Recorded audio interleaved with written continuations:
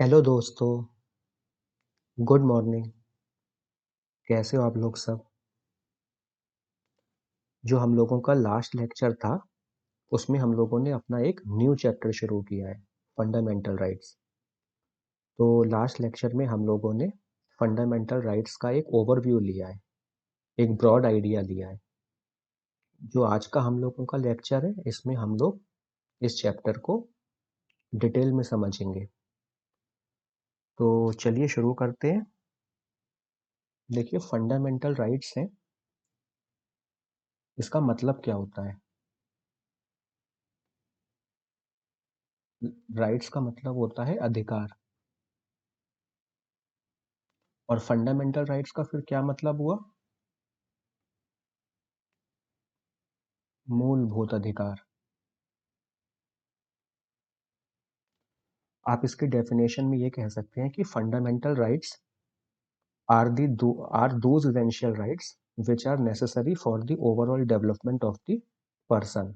Fundamental rights ऐसे वो जरूरी अधिकार हैं जिससे किसी इंसान का फुल डेवलपमेंट होता है। उसका चाहे तो मटेरियल सेंस में डेवलपमेंट, या फिर इंटेलेक्चुअल डेवलपमेंट, या फिर मॉरल डेवलपमेंट, या फिर spiritual development, overall development.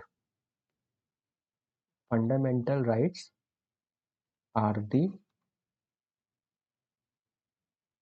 essential rights which are necessary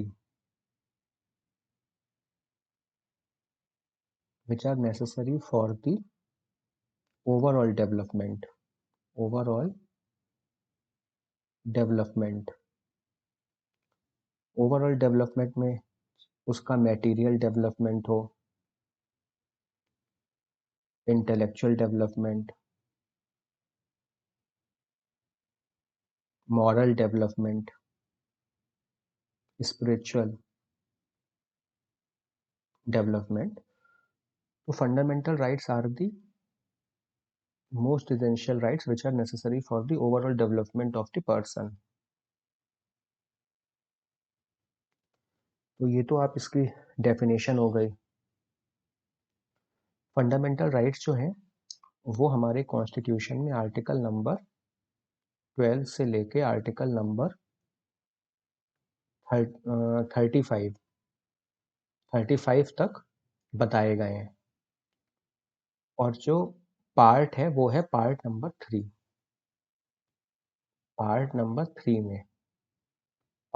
3 में आर्टिकल 12 से लेके आर्टिकल 35 तक जो है ये हम लोगों के फंडामेंटल राइट्स के बारे में इसमें बताया गया है। और ये जो फंडामेंटल राइट्स हैं इसका जो आइडिया है ये हम लोगों ने अमेरिकन कॉन्स्टिट्यूशन से लिया है। अमेरिका में फंडामेंटल राइट्स को बिल ऑफ राइट्स भी कहते हैं। तो आइडिया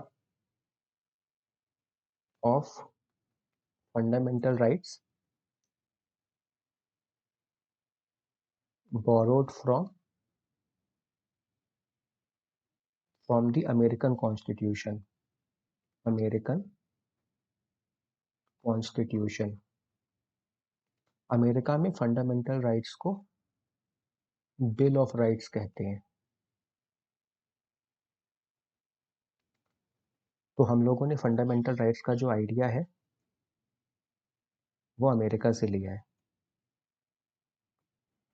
फंडामेंटल राइट्स जो है, जब हम लोगों का कॉन्स्टिट्यूशन फुली इम्प्लीमेंट 26 जनवरी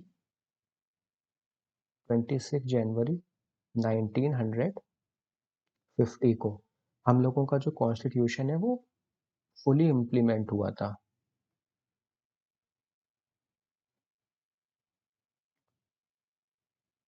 जिसको हम लोग रिपब्लिक डे के रूप में भी सेलिब्रेट करते हैं। 26 जनवरी 1950 को हमारा कॉन्स्टिट्यूशन फुल इम्प्लीमेंट हुआ था, दैट इज रिपब्लिक डे के रूप में हम लोग उसे सेलिब्रेट करते हैं। तो उस टाइम जो था वो हम लोगों के 7 फंडामेंटल राइट्स हुआ करते थे। तो वो 7 फंडामेंटल राइट्स कौन कौन से हैं?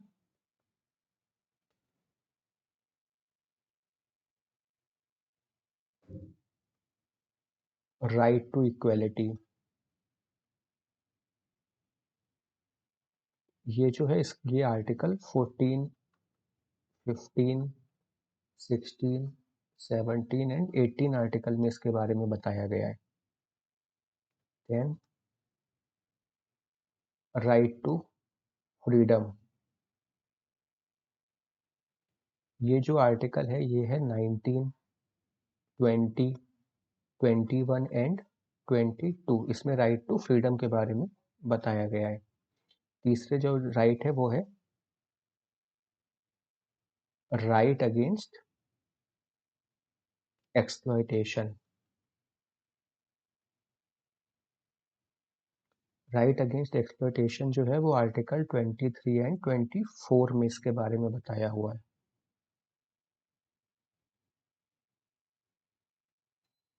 Right to freedom of religion, ये आर्टिकल 25, 26, 27, 28 इसमें धर्म की स्वतंत्रता की बात कही गई है। एक तरीके से सेकुलरिज्म का कॉन्सेप्ट, कि हमारी कंट्री में हर किसी को आज़ादी है वो अपना धर्म पूरी स्वतंत्रता के साथ फॉलो करे। तो ये आर्टिकल नंबर 25, 26, 27, 28 में इसके बारे में बताया गया है। फिफ्थ जो है वो है हम लोगों के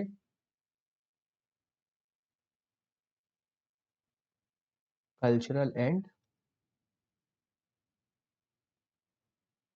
एडुकेशनल राइट्स।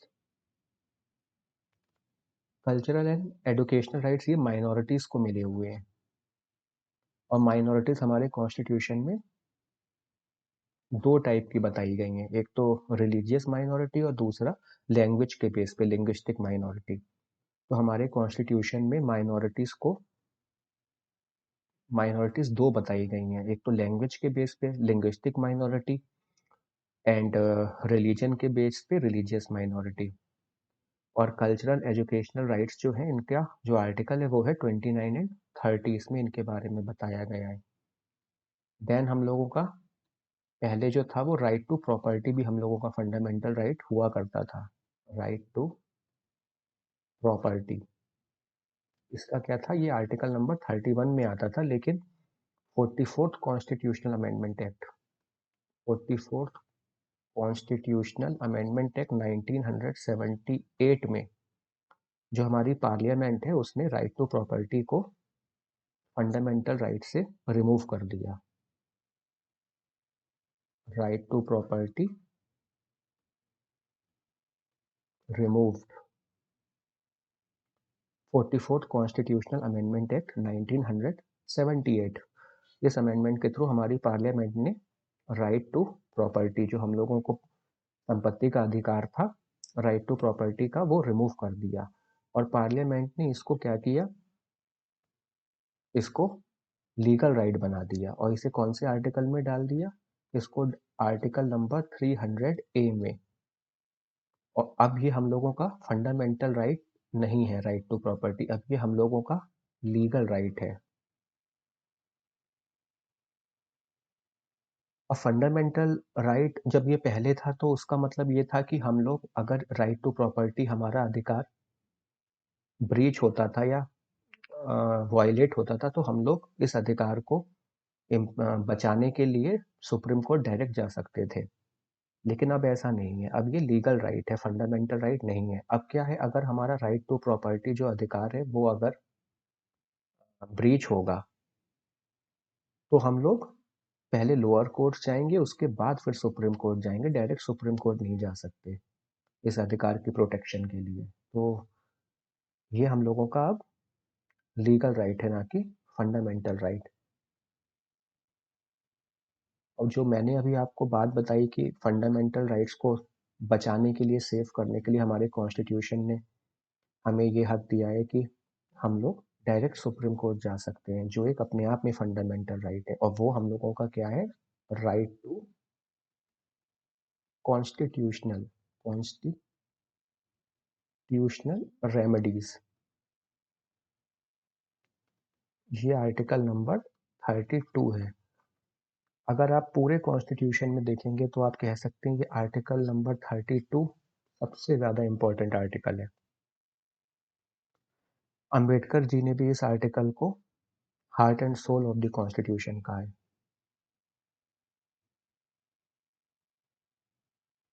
अंबेडकर जी ने इस आर्टिकल को क्या कहा है? Heart and soul of the constitution. ये इसलिए इन्होंने कहा है क्योंकि अगर ये राइट नहीं होगा तो आपके ये बाकी जो भी फंडामेंटल राइट्स है वो एक तरीके से बेकार हैं, क्योंकि अगर उनका वायलेशन होगा पार्लियामेंट के थ्रू या फिर गवर्नमेंट के थ्रू या किसी इंडिविजुअल के थ्रू किसी भी वे में अगर आपका फंडामेंटल राइट्स का वायलेशन होगा तो आप डायरेक्ट सुप्रीम कोर्ट नहीं जा पाएंगे। ये आर्टिकल हमें प्रोवाइड करता है राइट टू कॉन्स्टिट्यूशनल रेमेडीज। इस आर्टिकल के थ्रू अगर हमारे फंडामेंटल राइट्स वायलेट होते हैं किसी भी तरह से तो हम डायरेक्ट सुप्रीम कोर्ट जा सकते हैं। तो ये राइट भी एक अपने आप फंडामेंटल राइट्स है जो हमें हमारे कॉन्स्टिट्यूशन ने दिया है, और अंबेडकर जी ने इसे heart and soul of the constitution भी बोला है। तो आप लोग समझ गए जो हम लोग ये कह सकते हैं कि प्रेजेंटली हम लोगों के अभी 6 फंडामेंटल राइट्स हैं, क्योंकि जो राइट टू प्रॉपर्टी है आर्टिकल नंबर 31 उसे हम लोगों ने 44th कॉन्स्टिट्यूशनल अमेंडमेंट एक्ट 1978 के थ्रू रिमूव कर दिया है। तो अब हम लोगों के इस टाइम 7 नहीं 6 फंडामेंटल राइट्स हैं, और वो 6 फंडामेंटल राइट्स हैं: right to equality, right to freedom, right against exploitation, right to freedom of religion, cultural and educational rights, right to constitutional remedies. तो इस टाइम प्रेजेंट पोजीशन ये है। 1978 में हम लोगों ने राइट टू प्रॉपर्टी को फंडामेंटल राइट से रिमूव कर दिया। तो 1978 से हम लोगों के 6 फंडामेंटल राइट्स बचे, ना कि 7। तो ये तो फंडामेंटल राइट्स के बारे में आपने अभी एक क्या कहते हैं एक ब्रॉडली देखा। अभी इन आर्टिकल्स को डिटेल में भी हम लोग देखेंगे। फंडामेंटल राइट्स जो है इसके जो फीचर्स कुछ देखते हैं। Features of the fundamental rights. देखिए जो फंडामेंटल राइट्स है हमारे, ये हम सिटीजन्स को भी मिले हैं और फॉरेनर्स को भी मिले हैं। जो हम लोगों को तो सब फंडामेंटल राइट्स मिले हैं, लेकिन जो फॉरेनर्स हैं उनमें कुछ एक्सेप्शन है। Fundamental rights are given to both citizens as well as foreigners। तो इसमें जो एक्सेप्शन है वो ये है कि आर्टिकल नंबर 15 हो गया, 16 हो गया, 19 हो गया, 29 हो गया, 30, ये जो आर्टिकल्स हैं ये फॉरेनर्स को नहीं मिले हुए हैं। ये जो फंडामेंटल राइट्स हैं इन आर्टिकल्स में ये फॉरेनर्स को अवेलेबल नहीं है, सिटीजन्स को सब अवेलेबल हैं, ये भी और बाकी भी, लेकिन फॉरेनर्स को ये अवेलेबल नहीं है, ये एक्सेप्शन है। Not available to foreigners. तो एक तो फीचर ये है कि फंडामेंटल राइट्स जो हैं वो सिटीजन्स को भी मिले हैं, फॉरेनर्स को भी मिले हैं, लेकिन आर्टिकल नंबर 15, 16, 19, 29 एंड 30 ये जो इसमें जो इन आर्टिकल्स में जो बताया गया है वो फॉरेनर्स को नहीं मिला है। जैसे आर्टिकल में ये कहा गया है कि हम डिस्क्रिमिनेट नहीं करेंगे religion, race, caste, sex, place of birth के थ्रू। 16 में इक्वल अपॉर्चुनिटी टू एम्प्लॉयमेंट के बारे में पब्लिक एम्प्लॉयमेंट में बताया है। 19 में हमें 6 फ्रीडम्स दी गई हैं उनके बारे में बताया हुआ है, जैसे freedom of speech and expression, assembly, association, movement, residence, occupation. 29th में माइनॉरिटीज़ के राइट हैं, cultural rights to save their script language culture. 30 में उनके एडुकेशनल राइट्स हैं to establish their educational institution. तो ये जो है ये फॉरेनर्स को नहीं मिले हुए हैं। दूसरा जो इसका फीचर है वो ये है कि these rights are not absolute, not these rights are not absolute but with limitations, but with limitations, restrictions. जो फंडामेंटल राइट्स हैं जो हमें हमारा कॉन्स्टिट्यूशन देता है वो एब्सोल्यूट नहीं है, उसमें कुछ प्रतिबंध भी लगाए गए हैं, लिमिटेशंस हैं, रिस्ट्रिक्शंस हैं, क्योंकि हम लोगों को अपने फंडामेंटल राइट्स एंजॉय करते हुए ये ध्यान रखना है कि ऐसा ना हो कि हम अपने फंडामेंटल राइट्स एंजॉय करें लेकिन बाकी के फंडामेंटल राइट्स को का हनन करें, एनक्रोच करें, या हमारे फंडामेंटल राइट्स एंजॉय करते टाइम किसी दूसरे को दिक्कत ना हो। तो हमें इसलिए हमारे कॉन्स्टिट्यूशन ने लिमिटेशंस भी लगाई हैं। तो जैसे राइट टू फ्रीडम है तो वो हमारा फंडामेंटल राइट है, तो इसका मतलब ये नहीं है कि हम जो चाहें वो कर सकते हैं, किसी को परेशान करें या उसका उस राइट का अपना मिसयूज करें। तो इसीलिए हम लोगों को रिस्ट्रिक्शन लगाएगी जिससे कि हमारा जो सोशल फैब्रिक है वो एज ए होल पीसफुल बना रहे।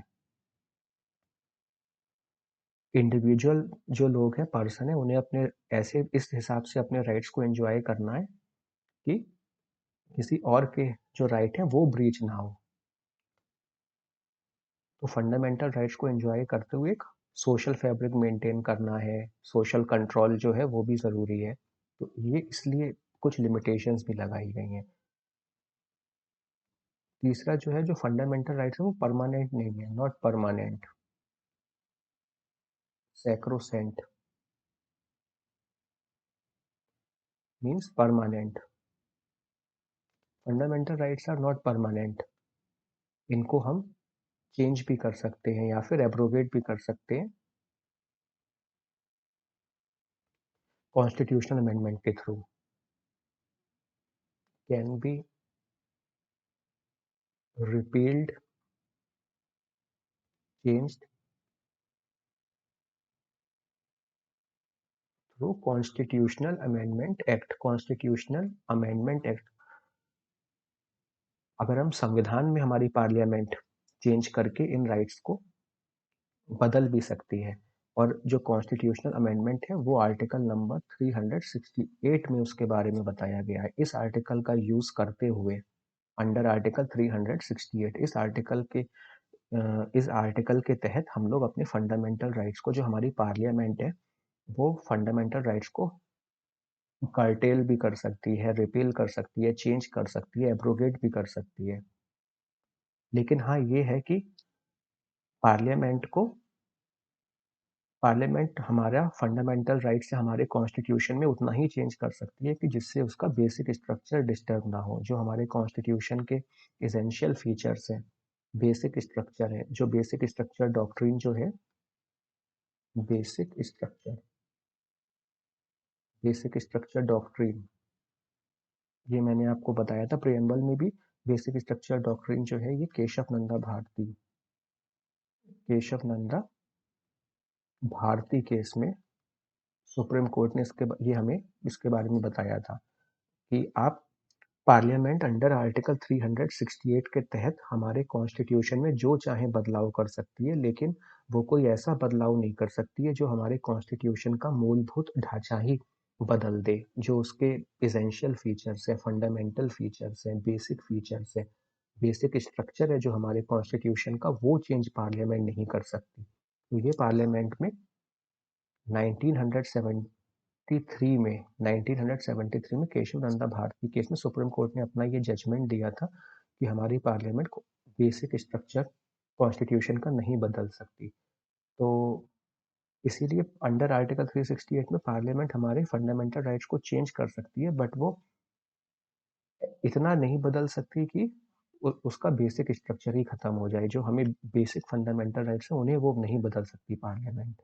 उसके लिए हम लोग डायरेक्ट सुप्रीम कोर्ट जा सकते हैं उस लॉ के अगेंस्ट पार्लियामेंट के, और सुप्रीम कोर्ट उस पार्लियामेंट का जो लॉ है उसे कैंसिल भी कर सकता है अगर वो देखेगा कि वो बेसिक स्ट्रक्चर को ख़त्म कर रही है।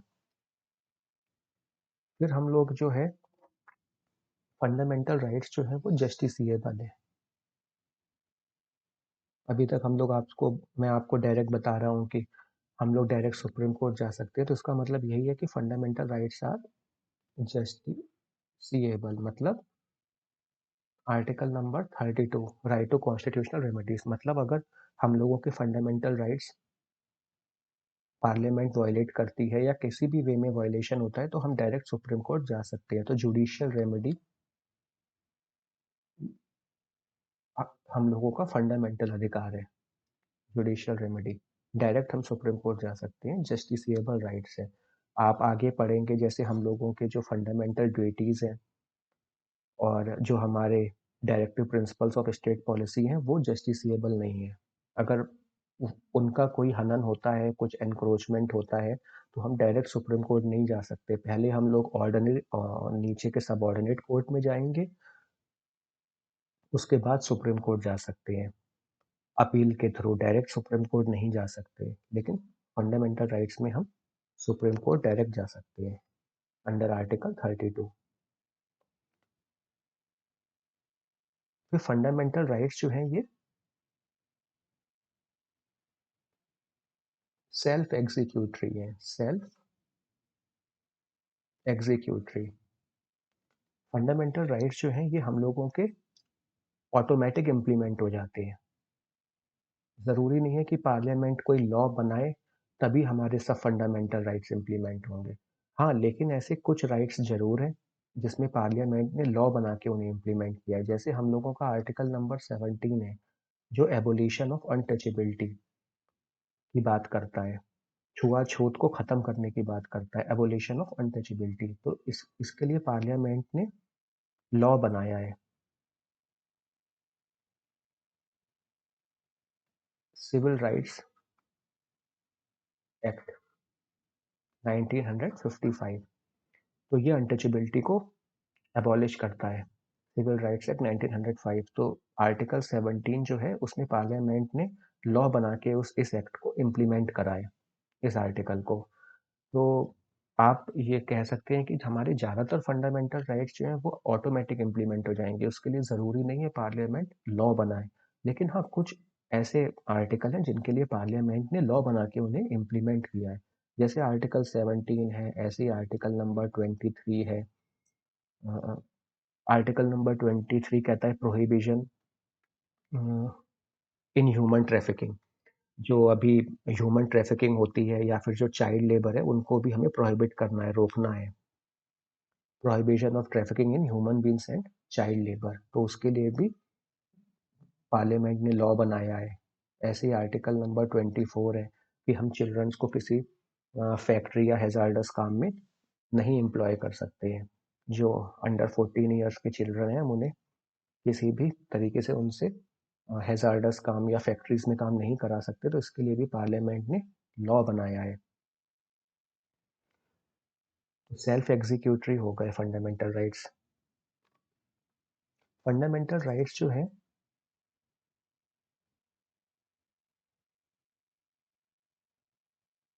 ये सभी लोगों को मिले हुए हैं, इसमें कोई भेदभाव नहीं किया हुआ है।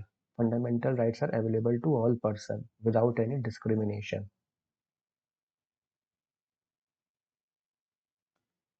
और एक ये है कि fundamental rights can be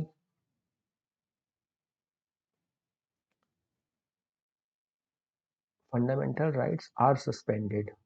fundamental rights are suspended during national emergency. Fundamental rights जो है वो ऑटोमेटिक सस्पेंड हो जाते हैं नेशनल इमरजेंसी के केस में। इसमें एक्सेप्शन जो है वो है आर्टिकल नंबर 20 एंड 21। आर्टिकल 20 जो है वो कॉन्विक्शन में प्रोटेक्शन देता है। अगर कोई इंसान कॉन्विक्ट होता है तो वो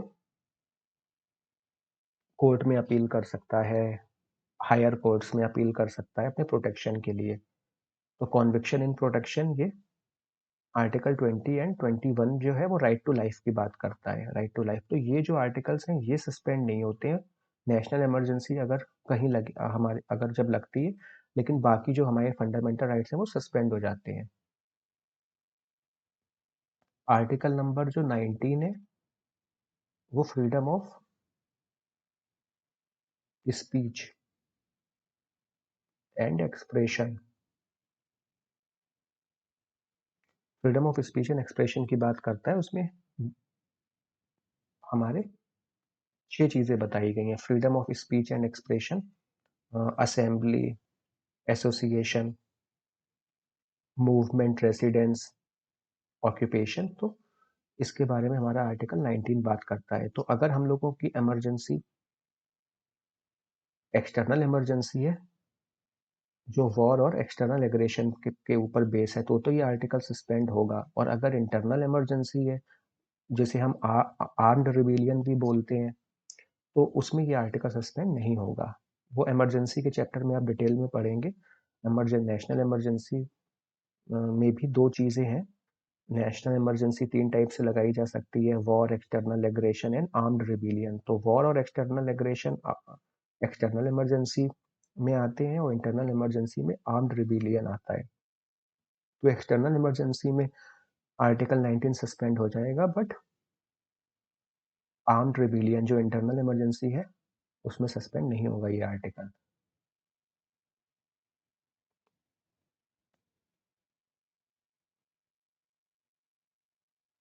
जो फंडामेंटल राइट्स हैं वो हम लोगों के जो आर्म्ड फोर्सेस हो गई, पुलिस फोर्सेस हो गई, इंटेलिजेंस एजेंसीज हैं, पैरामिलिट्री फोर्सेस हैं, सीआरपीएफ, सीएपीएफ, सीआईएसएफ,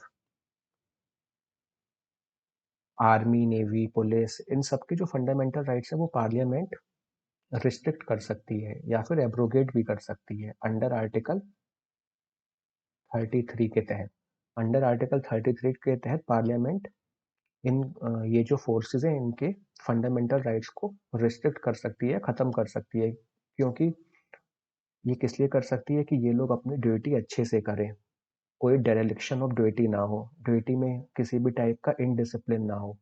तो ये लोग अपनी ड्यूटी अच्छे वे में कर सके, डिसिप्लिन के साथ कर सके, इन फोर्सेस में डिसिप्लिन बना रहे। तो इस वजह से इनके फंडामेंटल राइट्स को पार्लियामेंट रिस्ट्रिक्ट कर सकती है। इन लोगों को अधिकार नहीं है कि ये जाके प्रेस में कुछ भी बोल दें, जो भी डिपार्टमेंट की इंटरनल बात है, या फिर अपनी यूनियन बनाए या प्रोटेस्ट करें।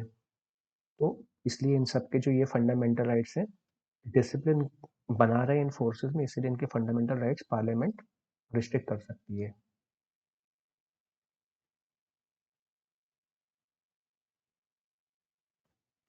अगर किसी कंट्री में, हमारे कंट्री में अगर लॉ एंड ऑर्डर की सिचुएशन होती है, कहीं पे लॉ एंड ऑर्डर खराब हो जाता है, तो हमारी पार्लियामेंट वहाँ पे मार्शल लॉ भी लगा सकती है। मार्शल लॉ का मतलब क्या हुआ? मार्शल लॉ मतलब मिलिट्री रूल, मिलिट्री रूल।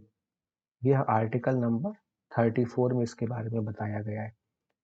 हमारी जो पार्लियामेंट है वो अंडर आर्टिकल 34 के तहत, अगर वो देखती है कि कहीं सिचुएशन बहुत ख़राब है, लॉ एंड ऑर्डर बहुत ही ज़्यादा ख़राब हो गया है, सिचुएशन बहुत वायलेंट है, तो वो मिलिट्री रूल लगा सकती है, मार्शल लॉ अंडर आर्टिकल 34।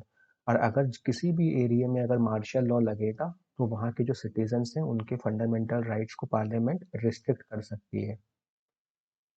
तो ये है।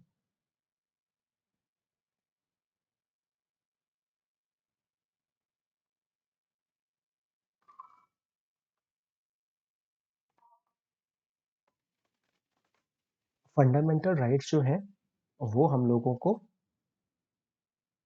एक तरीके से आप कह सकते हैं कि इसलिए भी हमारे फंडामेंटल राइट्स ज़रूरी हैं कि जो गवर्नमेंट है वो तानाशाह ना हो जाए।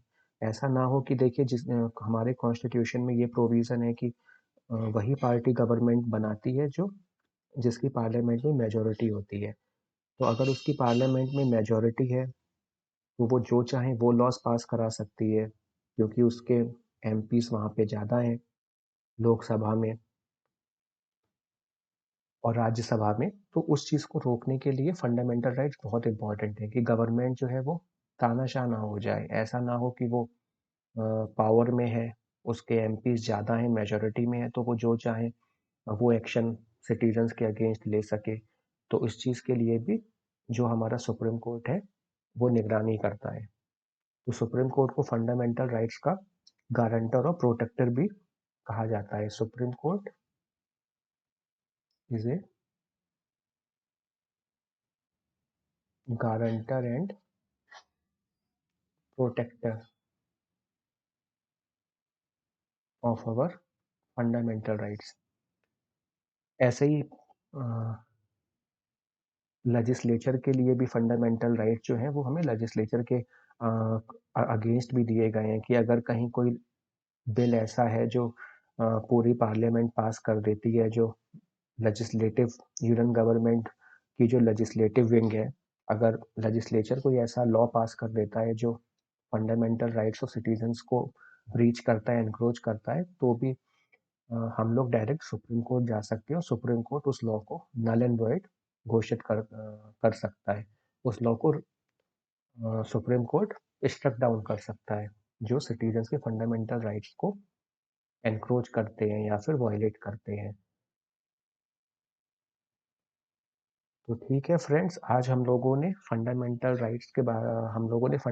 राइट्स की डेफिनेशन देखी, फंडामेंटल राइट्स के बारे में बेसिक समझा, और फिर हम लोगों ने फंडामेंटल राइट्स के कुछ फीचर्स देखे कि फंडामेंटल राइट्स के क्या फीचर्स होते हैं।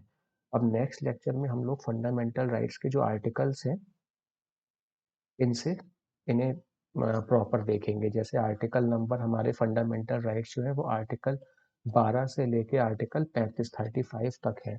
तो इसमें कल के लेक्चर में हम लोग आर्टिकल नंबर 12 देखेंगे, देन आर्टिकल नंबर 13, 14, 15, ऐसे ही करते करते हम लोग आर्टिकल 35 तक बात करेंगे। तो आज के लेक्चर को हम लोग यहीं रोकते हैं, समाप्त करते हैं, और कल हम लोग फिर से कंटिन्यू करेंगे इसी लेक्चर को।